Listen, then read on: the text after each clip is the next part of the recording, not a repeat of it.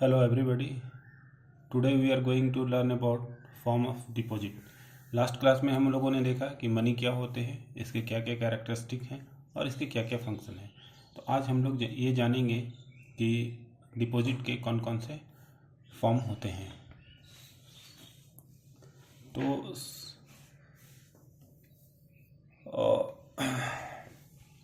तो deposit of money accepted by various agency in India. Deposit are accepted by bank, post office and non banking company. तो जो भी पैसा हम जमा करते हैं उसकी वो अलग अलग एजेंसियों के द्वारा ली जाती है। भारत में जो डिपॉजिट है वो या तो बैंक करती है, या तो पोस्ट ऑफिस होता है, या फिर नॉन बैंकिंग कंपनी होता है, जिसे हम लोग सामान्य भाषा में NBFC भी कहते हैं, नॉन बैंकिंग फाइनेंशियल कंपनी। तो पहला बैंक डिपॉजिट। बैंक डिपॉजिट क्या होता है कि जो भी पैसा हम बैंक में रखते हैं वो बैंक डिपॉजिट के अंडर आता है। Bank deposit are of following 3 type. Bank deposit में 3 टाइप होते हैं: current account, saving account and fix deposit. और फिक्स डिपॉजिट में ही टर्म डिपॉजिट ही आता है। तो सबसे पहले हम लोग जानेंगे कि करंट अकाउंट डिपॉजिट क्या होता है। A businessman, company and institution such as school, college and hospital have to make or receive payment through their bank accounts. Since there are restriction on the number of transaction from a saving bank account, so they need to open a current account. Current account, जिसे हिंदी में चालू खाता भी कहते हैं, एक businessman है या एक कंपनी है जो बिजनेस ट्रांजैक्शन करती है इन टर्म्स ऑफ मनी। एक इंस्टीट्यूशन है जैसे कि स्कूल है, कॉलेज है, हॉस्पिटल है, तो इनमें पैसे का लेन देन काफ़ी अधिक मात्रा में होता है।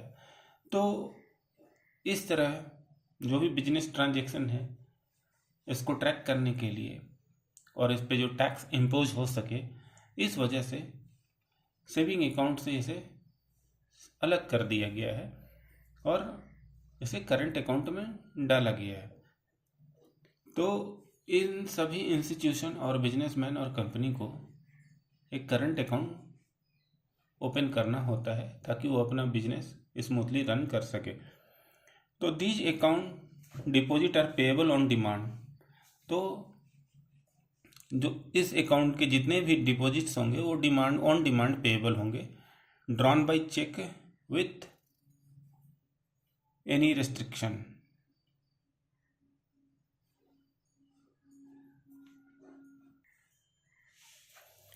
These accounts deposit are payable on demand and drawn by check without any restriction. These deposit are mostly held by business firm. तो ये जो डिपॉजिट होते हैं वो बिना किसी रिस्ट्रिक्शन के बाय चेक निकाला जा सकता है, और ये जो डिपॉजिट होते हैं ये मोस्टली बिजनेस फर्म के द्वारा ही होते हैं। This account also require a certain minimum amount of deposit while opening the account. जब इस अकाउंट को ओपन करना होता है तो एक सर्टन डिपॉजिट, कुछ डिपॉजिट करना पड़ता है बैंक में ताकि ये अकाउंट ओपन हो सके। इस अकाउंट में इंटरेस्ट का पेमेंट नहीं होता। No interest is paid on this deposit, but in return bank render various customer service. तो इस अकाउंट में जितने भी पैसे पे डिपॉजिट किए हुए रहेंगे उस पर जो बैंक है वो किसी भी तरह का इंटरेस्ट पेड नहीं करती है। सेकंड है फिक्स्ड और term deposit. In this type of deposit the fixed term varying from few days to a few years. In this type of deposit, it is not payable on demand and do not enjoy check facility. जो fix deposit होता है वो जो bank में होता है या फिर पोस्ट ऑफिस में होता है, तो जो फिक्स डिपॉजिट होता है उसे हम लोग कुछ दिन से लेकर कुछ सालों तक के लिए डिपॉजिट करते हैं, और ये जो पेमेंट होगा, ये डिपॉजिट होगा, ये ऑन डिमांड पेएबल नहीं होगा। जैसे कि हम लोगों ने करंट अकाउंट में देखा कि वो on demand payable on demand होता है, बट फिक्स डिपॉजिट में पेबल ऑन डिमांड नहीं होगा और इसमें चेक फैसिलिटी नहीं होगी, जबकि करंट अकाउंट में चेक फैसिलिटी होती है, लेकिन फिक्स्ड या टर्म डिपॉजिट के कंडीशन में चेक फैसिलिटी अवेलेबल नहीं होगा।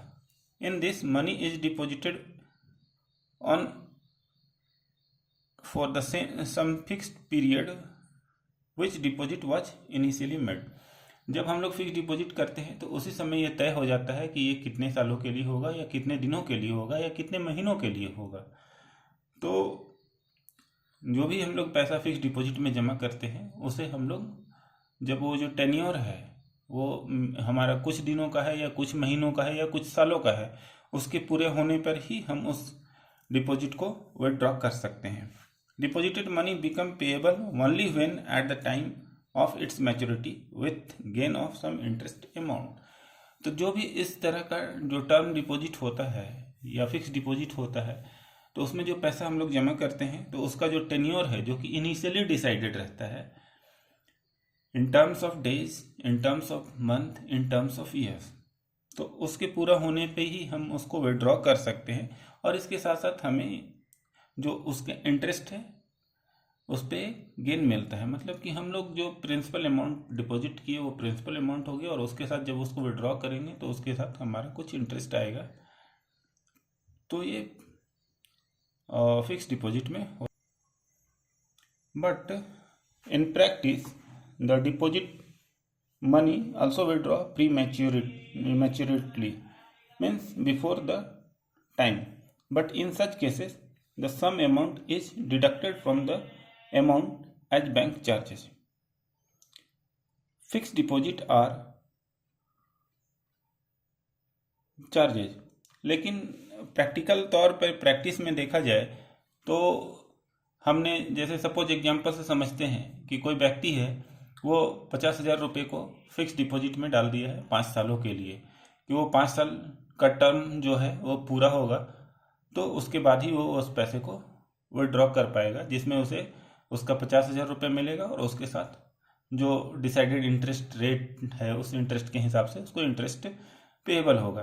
बट आफ्टर 2 या 3 ईयर्स उसको कुछ अर्जेंसी पड़ जाती है तो वो चाहता है कि वो उसका पैसा उसे रिफंड मिल जाए। तो इस तरीके से तो जो ये प्रैक्टिस है तो वो प्री मैच्योर फिक्स डिपॉजिट कहलाएगा। और प्री मैच्योर फिक्स डिपॉजिट में जो पैसा हम लोग विड्रॉ करते हैं उसमें बैंक है कि कुछ amount as a bank charge काट लेती है और जो भी हमारा कस्टमर है जिसका भी डिपॉजिटेड अमाउंट है उसे वो पे कर देती है। Fix deposit are interest earning deposit. Fix deposit एक इंटरेस्ट अर्निंग डिपॉजिट है। Rate of interest is higher than the normal saving account deposit. जो फिक्स डिपॉजिट होता है उसमें जो रेट ऑफ इंटरेस्ट होता है वो नॉर्मली जो सेविंग अकाउंट डिपॉजिट होता है उससे हायर रेट ऑफ इंटरेस्ट होता है। The minimum maturity period of a term deposit up to ₹15 lakh is 15 days. जो minimum term deposit maturity period है टर्म डिपॉजिट का वो 15 लाख के लिए 15 दिन है and for 15 lakh and above it can be 7 days. और 15 लाख या 15 लाख से ऊपर का जो अमाउंट है उसके लिए 7 डेज का जो मिनिमम टाइम पीरियड है वो है। तो कोई भी फिक्स डिपॉजिट 7 डेज से स्टार्ट होकर फ्यू ईयर्स तक जाता है। Normally the maximum period would be restricted to 10 years, जो कि मैक्सिमम 10 ईयर के लिए रेस्ट्रिक्टेड है। Bank can also allow a joint account. तो हम लोग ज्वाइंट अकाउंट में भी फिक्स डिपॉजिट कर सकते हैं। तो फिक्स डिपॉजिट में हम लोगों ने इतने सारे बातों को जाना कि फिक्स डिपॉजिट में जो रेट ऑफ इंटरेस्ट है वो सेविंग बैंक अकाउंट से ज़्यादा मिलेगा। जो फिक्स डिपॉजिट है वो 7 डेज से लेकर फ्यू ईयर्स तक हो सकता है। ये फ्यू ईयर्स जो मैक्सिमम है वो रेस्ट्रिक्टेड है 10 ईयर्स के लिए। और प्री मैच्योरिटी अगर फिक्स डिपॉजिट को प्री मैच्योरली हम लोग विड्रॉ करेंगे तो उसमें कुछ हमारा बैंक चार्जेस कटता है। नेक्स्ट है saving account deposit. A saving account deposit is an interest bearing deposit account with bank or other financial institution. This is the most basic type of account that can be opened at any bank. तो saving account deposit, जैसे भी कोई भी व्यक्ति कहता है कि मुझे बैंक में अकाउंट खोलना है, तो नॉर्मली इससे हम लोगों को समझ में आता है कि वो सेविंग अकाउंट की बात कर रहा है और वो सेविंग अकाउंट ओपन करना चाहता है। तो सेविंग अकाउंट क्या है कि हम लोग जैसे ही बैंक में पैसा रखते हैं तो उस बैंक उसके पैसे रखने के बिहाफ में हमें कुछ इंटरेस्ट पेड करती है, बिल्कुल नॉमिनल इंटरेस्ट पेड करती है। तो ये इंटरेस्ट बेयरिंग डिपॉजिट होता है। ये बहुत ही बेसिक टाइप का एक अकाउंट है। A saving account allow you to deposit your money safe with the bank, so you don't have to carry it around with you and hide it in that trusted old still safe at home। जो saving bank account है वो एक व्यक्ति को अपना जो पैसा है उसको सेफली रखने का एश्योरेंस देता है और इसके बिहाफ में वो उसे नॉमिनल रेट ऑफ इंटरेस्ट भी पेड करता है। जैसे कि पुराने समय में लोग लोहे के बड़े बड़े तिजोरी बनाकर उसमें अपना कैश रखा करते थे। आज के समय में भी ऐसा है, लेकिन वो ब्लैक मनी के फॉर्म में आ जाता है। तो इसके लिए बैंक ने सेविंग बैंक अकाउंट की फैसिलिटी अवेलेबल करा रखी है, जिसमें आप अपना पैसा रख सकते हैं और पैसा एक जगह से दूसरी जगह ले जाने में भी दिक्कत नहीं होती है। हम लोग बैंक में सेविंग अकाउंट, अगर कोई किसी पर्टिकुलर टाउन में रहता है और किसी दूसरे टाउन में उसे पैसे की ज़रूरत है तो वो उस बैंक के दूसरे ब्रांच में जाकर अपना पैसा निकाल सकता है, हालांकि उसका जो अकाउंट है वो उसके होम टाउन में ओपन है। Saving account are one of the most liquid investment, so it is easy to use them with when needed for conducting transaction. Saving account है वो बहुत ही लिक्विड इन्वेस्टमेंट है या लिक्विड डिपॉजिट है, क्योंकि जैसे ही हमें पैसे की ज़रूरत पड़ती है हम उसे विड्रॉ कर सकते हैं। लिक्विड का फॉर्म होना है कि जैसे कि हमारे पास टीवी है, फ्रिज है या कार है, तो उसके कुछ ना कुछ वैल्यू है इन टर्म्स ऑफ मनी, लेकिन जैसे ही हम उसे उस कैश के फॉर्म में चाहेंगे तो it is hard to liquidify. उसे लिक्विडिफाई करने में थोड़ी परेशानी आएगी और कुछ दिनों का समय लग जाएगा। बट अगर बैंक में कैश रखा हुआ है और उसे लिक्विड के फॉर्म में करना है तो हम उसे इजीली अपने कैश को विड्रॉ कर सकते हैं। इसके बाद नेक्स्ट है post office deposit. Post office also accept deposit from the public broadly by two ways, saving deposit and time deposit. इसमें करंट अकाउंट की कोई फैसिलिटी नहीं है, जैसा कि हम लोगों ने बैंक में देखा था। सेविंग डिपॉजिट बिल्कुल सेम है जैसा कि बैंक में था। Saving deposit are withdrawal on demand by withdrawal slip, chequable portion of this deposit is negligibly small. Post office में भी चेक की फैसिलिटी है, लेकिन प्राय लोग विड्रॉवल स्लिप के थ्रू ही अपने पैसे को विड्रॉ करते हैं। जो भी लोग पोस्ट ऑफिस में अपना पैसा डिपॉजिट करके रखते हैं, पोस्ट ऑफिस सेविंग अकाउंट में अपना पैसा डिपॉजिट करके रखते हैं, वो अपने पैसे का विड्रॉवल स्लिप के थ्रू ही करते हैं।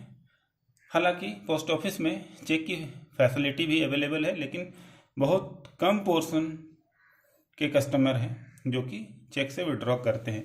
In post office saving for large withdrawal and advance notice is required. अगर हम लोग पोस्ट ऑफिस में अगर बड़ा अमाउंट का विड्रॉवल करना चाहते हैं तो उसके लिए हमें एक दिन प्रियर नोटिस की आवश्यकता पड़ती है, पर किंतु बैंक में ऐसा नहीं है। इसके बाद है time deposit. The time deposit in post office are those deposit which are deposited for some period of time, is a 3 years या 5 years या 10 years एंड सो ऑन। ठीक है, जो टाइम डिपॉजिट होता है पोस्ट ऑफिस में वो एक टाइम पीरियड के लिए होता है। ये 3 साल के लिए भी हो सकता है, या 5 साल के लिए भी हो सकता है, या 10 साल के लिए भी हो सकता है। इसके बाद हम लोग सब जानेंगे कि some important terms relating to deposit. Deposit से कुछ इम्पोर्टेंट टर्म्स हैं, जैसे अनक्लेम डिपॉजिट। अनक्लेम डिपॉजिट क्या होता है? Those deposit which have not been operated for 10 years और मोर, which is defined under section 26 of the Banking Regulation Act 1949। तो unclaimed deposit वैसा डिपॉजिट है, जैसा कि वर्ड से ही पता चल रहा है, अनक्लेम्ड, जिसका कोई भी क्लेम करने वाला नहीं है। तो बैंक में वैसे अकाउंट जो पिछले 10 सालों से ऑपरेटिव नहीं है, मतलब कि उसमें किसी भी तरह का ट्रांजैक्शन नहीं हुआ है, तो बैंकिंग रेगुलेशन एक्ट 1949 के अंडर सेक्शन 26 के तहत इस तरह का प्रावधान है कि जो भी बैंक 10 साल या उससे अधिक दिनों से ऑपरेटिव नहीं है तो वो अनक्लेम्ड डिपॉजिट में आ जाएंगे। इसके बाद नेक्स्ट है escheat. If a person die without living any legal heir, his asset will revert to the state government. Escheat